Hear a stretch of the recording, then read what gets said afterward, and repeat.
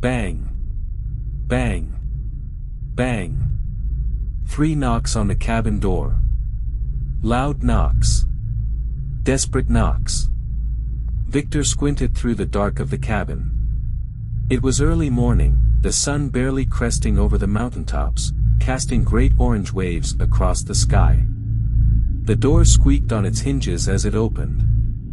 Cold air rushed into the cabin, and Victor shivered as a sudden chill gripped his body. Snow was ravaging the ground, coming down in thick clumps. A pale, gaunt man with high cheekbones stared anxiously from a few feet away, clutching at the body of a larger man unconscious on the ground. Fear was stained in his eyes. Palpable fear. "I'm J. Joseph. My friend, Mark, he's injured." The man's tone wavered as he spoke, like a crying child. "Please, he won't last much longer. We need help." Victor raised his hand to his chin. There was a bloody trail stained into the snow leading up to the cabin, winding its way across the ground like a snake. The wind was menacing in its intensity, ramming against the cabin as if it were trying to blow it off the mountain.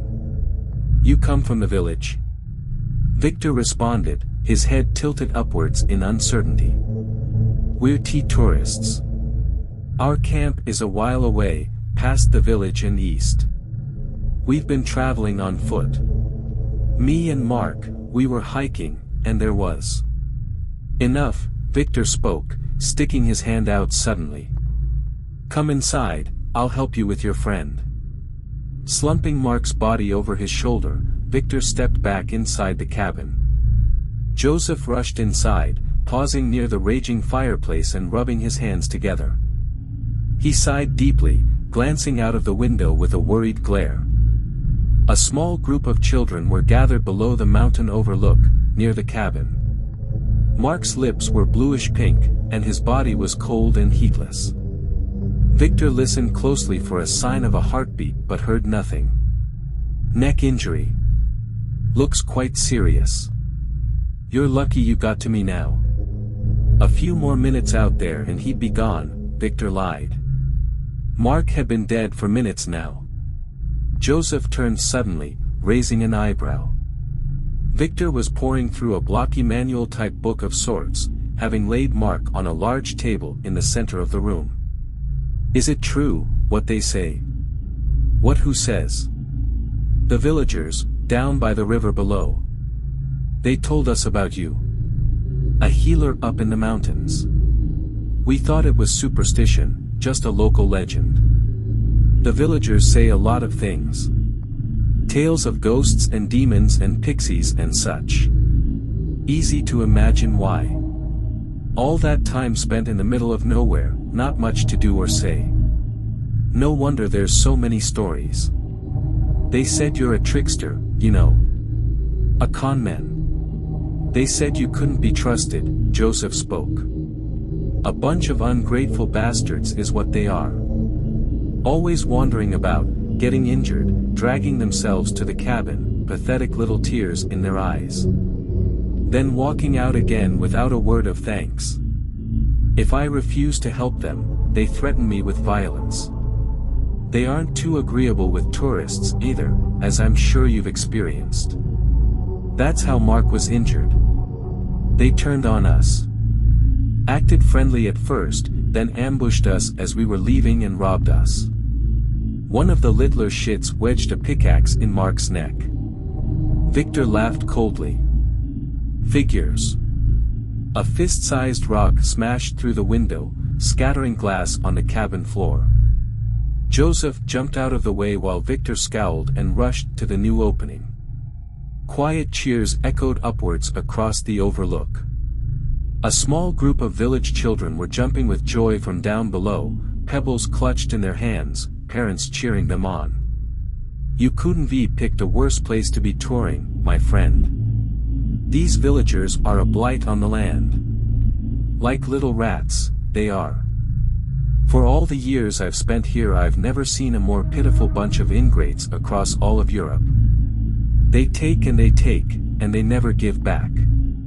Pure scum. Joseph leaned against the cabin wall tentatively, unsure of how to react. "So, is it true or not? Can you really heal people like they say?" Victor set down the manual on a large bookshelf, cracking a sly grin. There was a sudden flash of light as he began chanting some strange dialect that Joseph could not understand.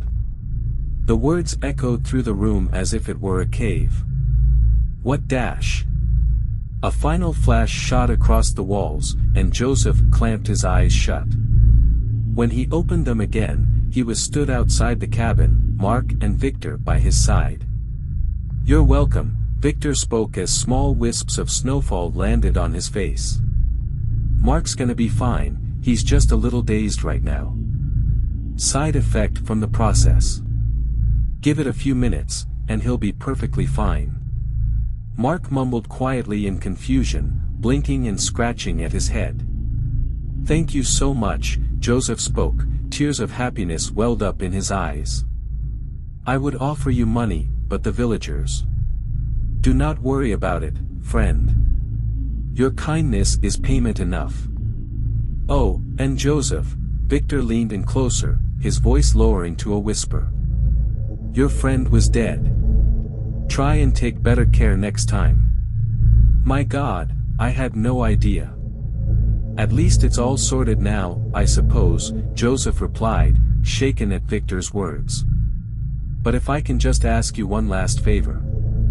"And what would that be?" "Don't let the villagers get away with what they did. I don't know what sort of crazy powers you have, but you must teach them a lesson. Please." Victor bit his lip, seemingly contemplating the offer. "I think I know something that would do the trick." Joseph nodded, and with a hopeful smile, the pair set off down the snow-cast mountain. Descending the peaks was not an easy task, and Joseph struggled to find his footing as he and Mark slid downwards. Mark pushed further towards the bottom while Joseph stopped, peeking at what had caught his eye below in the village. "Go on ahead, Mark. I'll there in a minute." Mark gave a shaky thumbs up and skidded to the bottom of the slope, continuing across the mountain while Joseph approached the village apprehensively. It was utter carnage. People were dashing madly along the streets, clutching their throats as they tripped over one another in a frantic daze. One by one, their panicked movements began to slow to a crawl, right up until they collapsed in the snow, a pool of blood forming around their bodies. Mortified, Joseph ran to the nearest villager, an elderly man shaking violently on the ground. "Can't breathe," he spoke roughly, as if every syllable was causing him great pain. "What's wrong? What do you need?" Joseph asked the man, trying to hold his body steady. Water, I need wa." The man's words were lost in a sea of coughs, and Joseph watched in horror as his milky eyes glassed over, his arms falling limply by his side.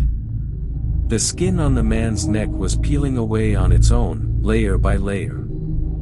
Within moments, the wound had formed completely, stretching from the man's chin to his collarbone. It was Mark's exact gash, as if it had been copied and pasted onto the man's neck.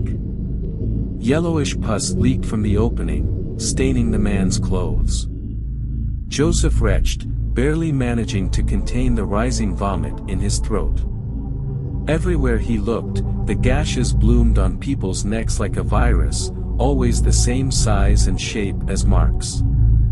Small children wheezed and choked by their parents' corpses, the life draining from their bodies. Screaming mothers held dead babies in their arms, blood trickling down to their breast. Even the animals were suffering. Dogs moaned and whimpered from the houses, and birds flew skywards in fear, only to plummet back down to the ground, half dead in the air. It was a circus of death, and Joseph was the audience. There was nothing he could do. The last remaining villager stumbled drearily through the ocean of dead. The wind whistled eerily along the alleys as he hacked up globs of blood and mucus, depressingly aware of his fate. With clenched fists, he let out a ragged yell, collapsing forwards onto another body. Snowfall was already slowly burying the corpses, covering their pale faces. Joseph sank to his knees, unable to speak or even move. Weeping, he questioned if what he saw was even real. But what confirmed it was Victor standing proudly on the mountain overlook, that smug smile still plastered.